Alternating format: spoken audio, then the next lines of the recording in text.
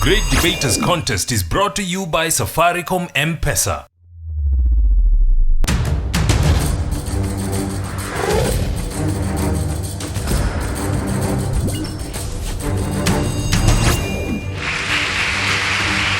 Welcome to the Kakamega edition of the Great Debaters Contest. I am your host, Austin Nyambok. And I am Mariam Bishar. We have a very contentious debate for you today. Will African economies leapfrog developed nations through the adoption of a cashless system? To handle such a motion, we could only have St. Mary's girls going versus Butere girls. We'll let the debaters take the stage now. Proposer number 1, you have 3 minutes. Their souls, true and pure. So, if God gives you the best heart, then give the world the best. I'm Nelly Nahanu from St. Mary's Girls. African economies will leapfrog developed nations through adoption of a cashless economy. Economies, this refers to the study of how the society organize, gain, and utilize money.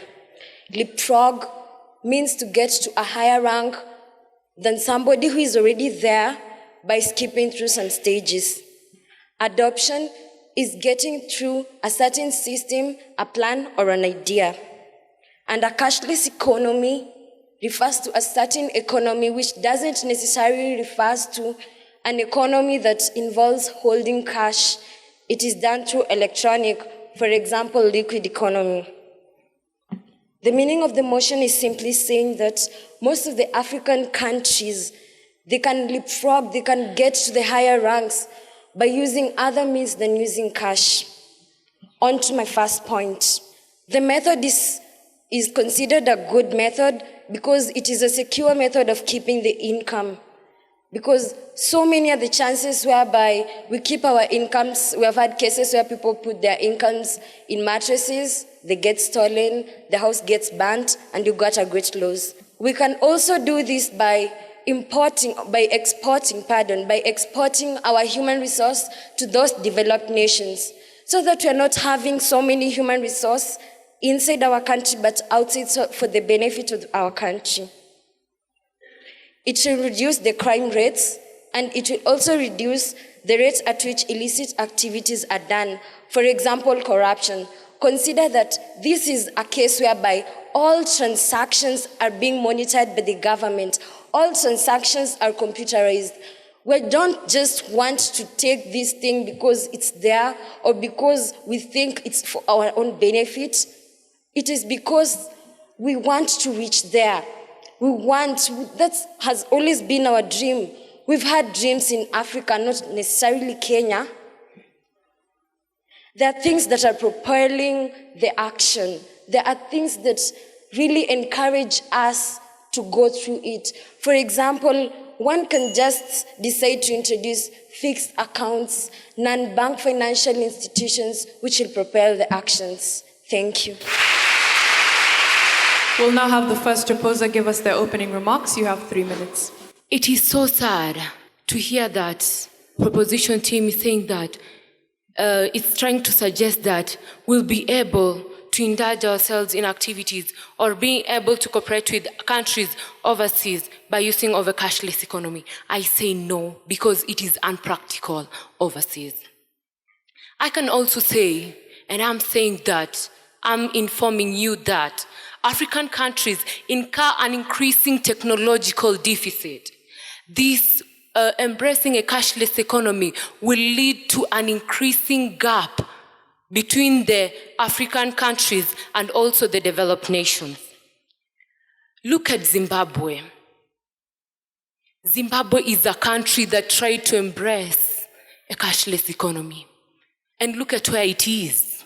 It is among the countries that are poor in Africa. It is in the bottom 5 when it comes to the ranking. We cannot just try to lie to ourselves.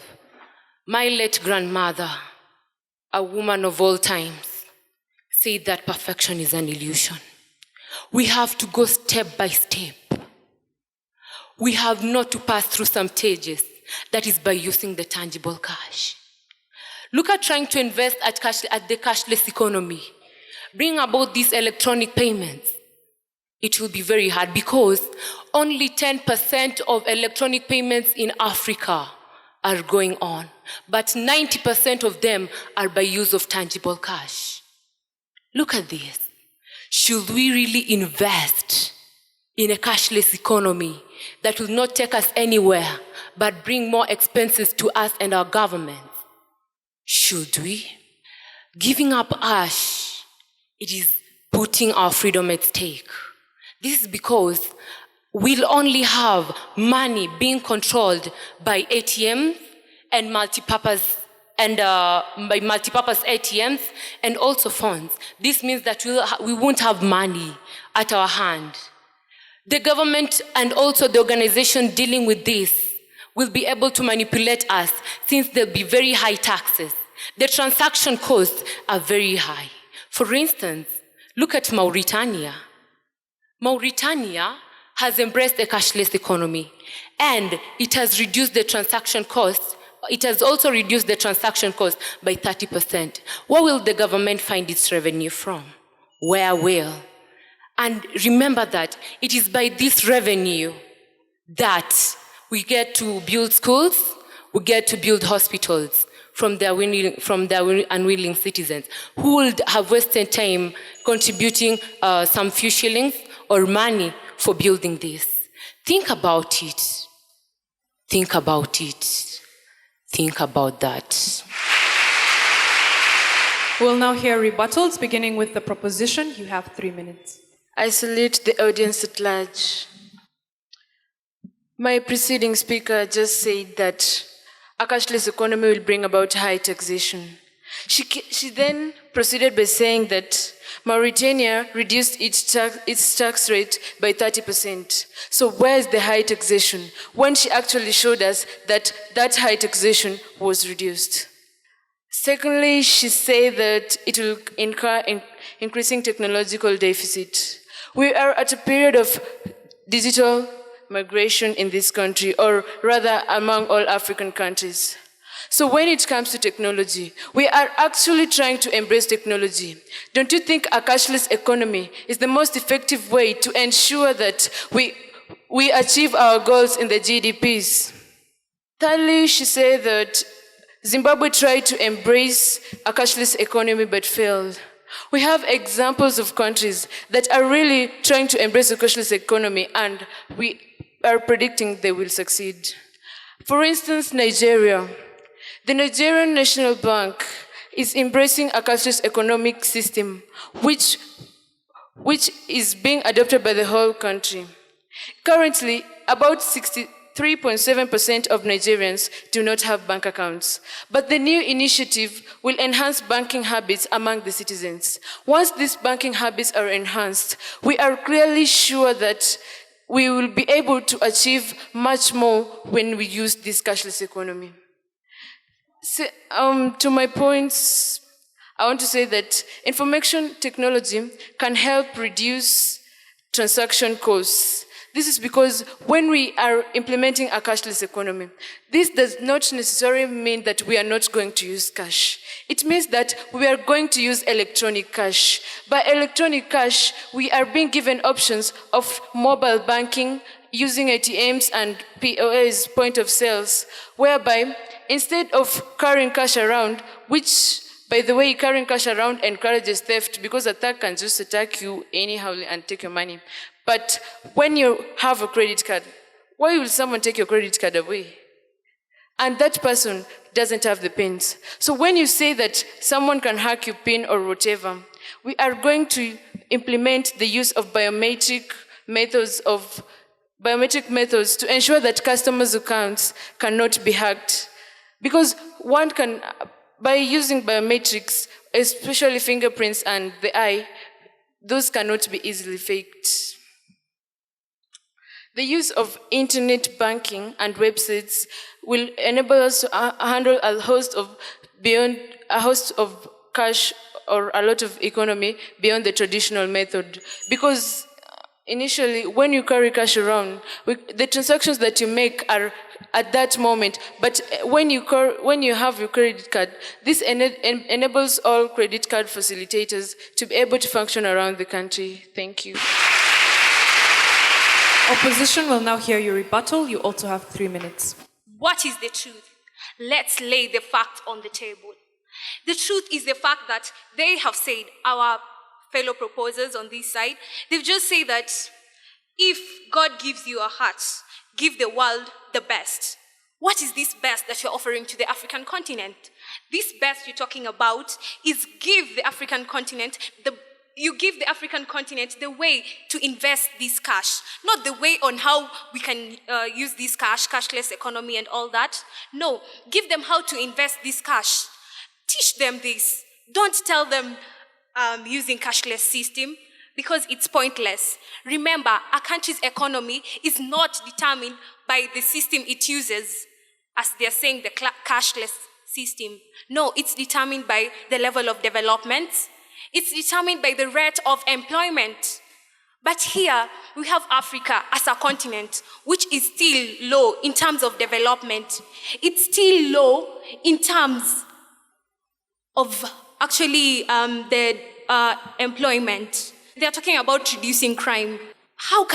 They're not telling us exactly how Africans can leapfrog to a higher level as compared to the developed nations if they reduce crime in the society by adopting a cashless economy. They're not telling us on how we can reach that stage if we adopt a cashless economy. They're only talking about adopting the cashless economy, yes, but how is it going to help us reach that stage?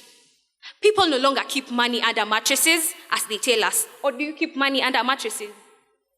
Because it's the 21st century. And when you're talking about a cashless economy, they're telling us it is in terms of direct debit and all that. They're telling us that 63% of Nigerians don't have bank accounts. But Nigeria is among the countries that have embraced a cashless economy, according to Forbes.com. And it has still not reached the developed countries. So how will adopting a cashless economy actually help us reach or even just surpass the developed countries? No, that is not a reality. Let's face reality. When you talk about adopting a cashless economy, it is not even incorporated in the African countries as their visions. No. The African countries have different visions. They've not incorporated it. So let them reach to those visions first, then let them start thinking of a cashless economy, which I really doubt if it will help them even surpass the developed nations. Thank you.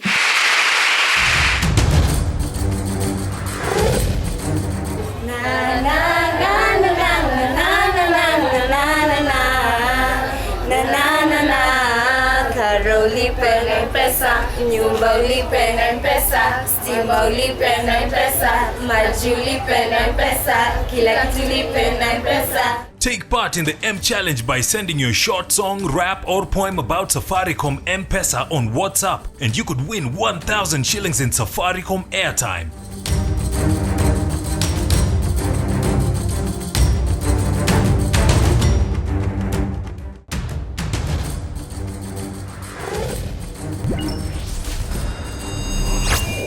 The proposition have been asked how we can say cashless economies are secure, yet we have reported cases of as much as 230 million being stolen through electronic transfers. And of course, the opposition have been asked how hard cash is secure as compared to electronic cash. We'll let them respond now to the audience.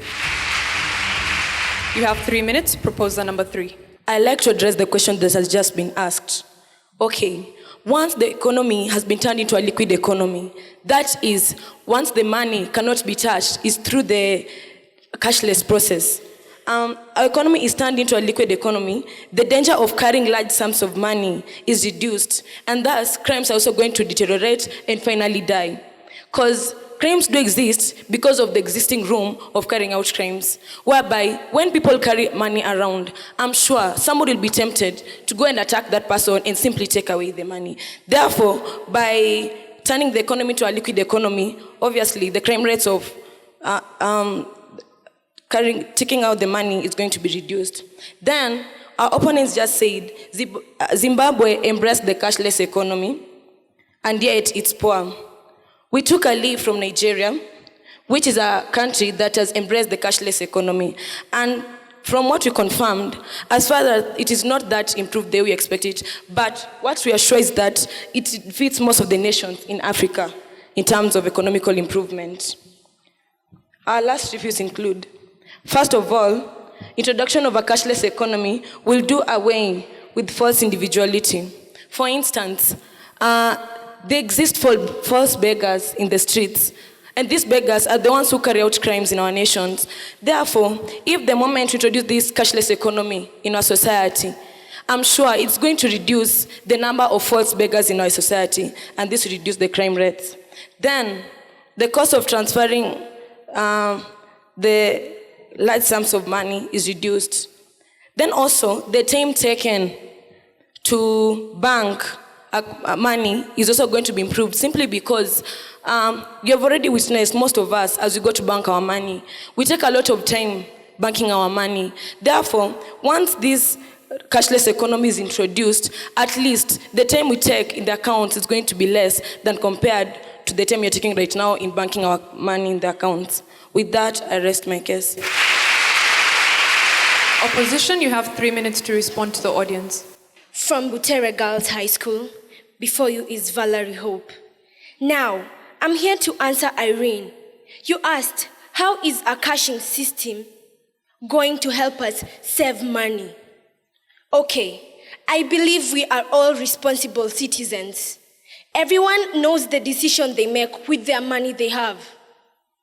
We will all have a budget. You can have a book. You write down, today I used this amount of shillings to buy this and that. So, I believe I have answered your question. We can keep a budget, a personal budget, so that you know what you will use in a day. We are here where the proposers are saying that African economies will leapfrog development nations through adoption of a cashless economy. We are here talking about a cashless economy. Really, we are out there battling for the girl child to go to school, medication for the children, and we are here talking about a cashless economy. Can't we be logic? Can't we? Innovation should address local needs. We do not need to leapfrog.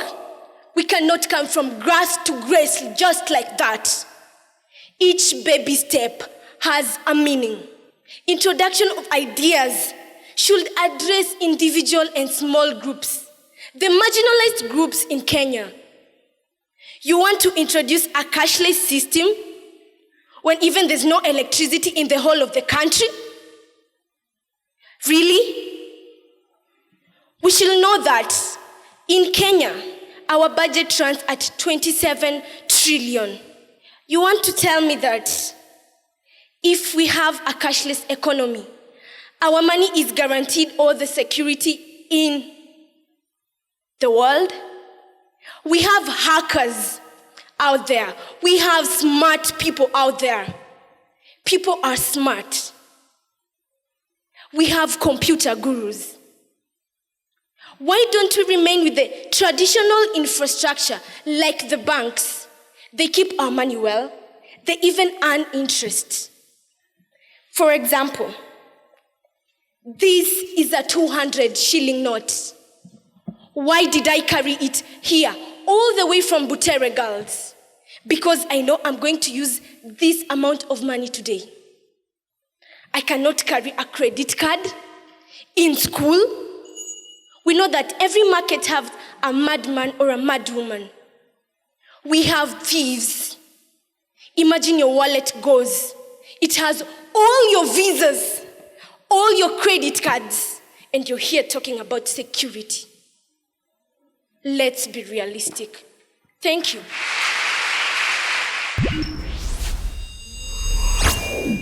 We'll now hear closing statements. Proposers, you have 1 minute. They are only talking about adopting money.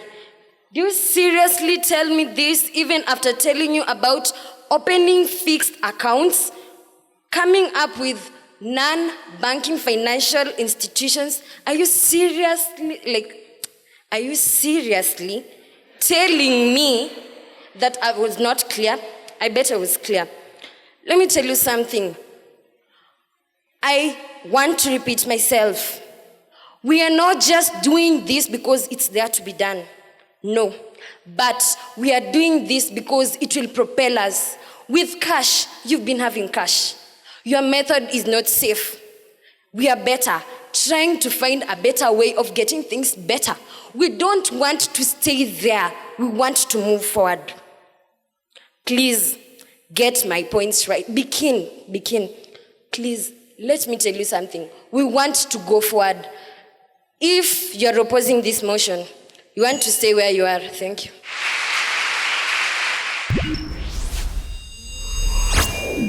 Opposition, you also have 1 minute for your final remarks.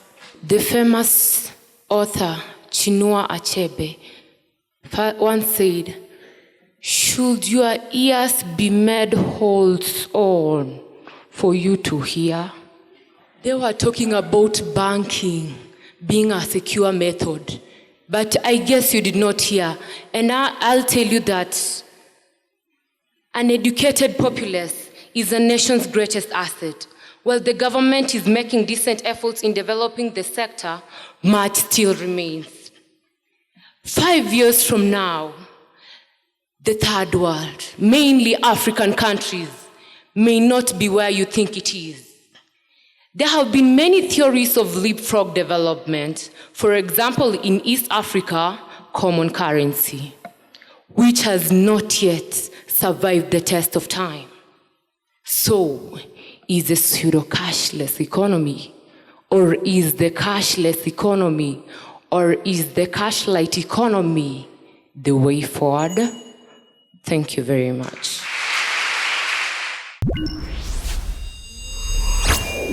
To St. Mary's again, fair presentation, and I loved, Lubanga, the way you presented your ideas. Nonetheless, most beggars are involved in crimes. It's a debatable idea. In fact, let me just say it is not true, unless you give us statistics that most people that you call beggars are involved in crimes. And you also made mention that time is wasted in traditional form of banking, which I credit. The aspect of time wastage is true. But the question again is how much time? You see, as a debater, if you want to convince the audience, you could try to use figures and say this percentage or this amount of time is wasted. If we convert this time into this, it's going to leapfrog our economy. So what I'm trying to say is the two teams were fair, but let us try to analyze our content and pursue our ideas to a logical conclusion. Don't let the audience fill in the gaps. Try and join the dots for your listeners. Otherwise, it was a fair presentation. Butere girls, I think you really got my attention. Started off by purity and the examples you gave about the tech disadvantage that we have and really the focus that you give as a team, that there are better things that we can focus on for our economy. And all across the board you came with points to support what you stood for. The points on low revenue for governments because now they will not be able to get as much tax as they were getting. I think you gave several examples and that was commendable. Diana as well, that was a good start as well. I mean, you're very confident. But towards the end, something happened. It was very evident, even the way you left the stage. But just work on that so that you're always able, once the bell goes, you're always able to compose yourself so that you leave the stage, you leave the audience satisfied. Valerie, I really admire you. You know, you come to the stage, at first I'm almost worried whether you'll be intimidated, but you actually intimidated the stage, you know. That was a good work. So I want to believe the 2 points, the 2 teams gave a fair attempt to the motion, and all the best to the winning team. St. Mary's, you were supposed to basically tell us how African economies will be able to leapfrog developed nations through the cashless, the adoption of the cashless economy. I think what was missing were examples in your submissions. You know, for example, when we talk about, security, are there examples that you can draw from? Butere girls, I think you did a very good job. What I wanted to hear from you, from your team, which was missing, is connecting, the cashless economy with the economic recession. And if you had just spent some time reading a little, the countries that, struggled or, with the economic recession were mainly countries that that have for a long time adopted the cashless economy. St. Mary's Mumias, the judges gave you 66.4%. Please give them a round of applause, audience.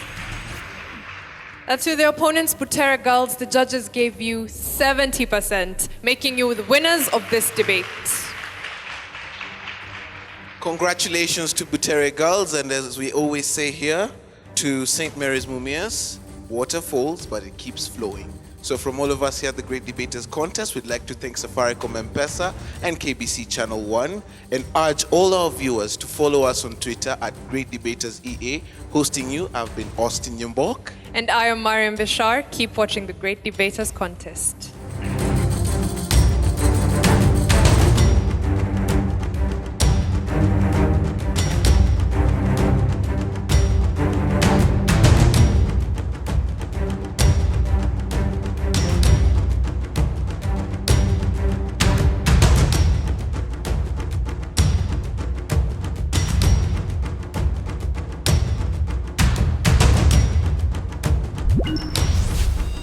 The Great Debaters Contest was brought to you by Safaricom M-Pesa.